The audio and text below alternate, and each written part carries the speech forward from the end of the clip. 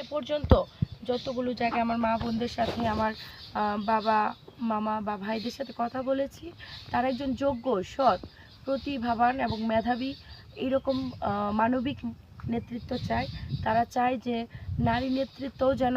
যোগ্য আসে, শুধুমাত্র একজনের টাকা আছে সে নেতৃত্বের আসনে বসবে এমন না। যোগ্য, পরিশ্রমী, মেধাবী, যারা মাঠে ঘাটে রাজনীতি এবং সমাজসেবার সাথে যুক্ত,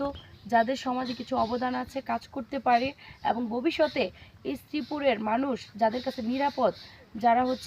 মাদক মুক্ত, সন্ত্রাস মুক্ত, জঙ্গিবাদ মুক্ত এবং বাল্যবিবাহ মুক্ত, ধর্ষণ মুক্ত, ইফটিজিং মুক্ত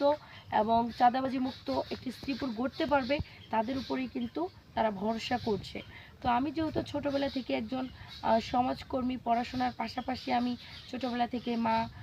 মা শিশুদের নিয়ে, তারপর নারী শিশু যুবদের নিয়ে বিভিন্ন উন্নয়নমূলক এবং সমাজ সচেতন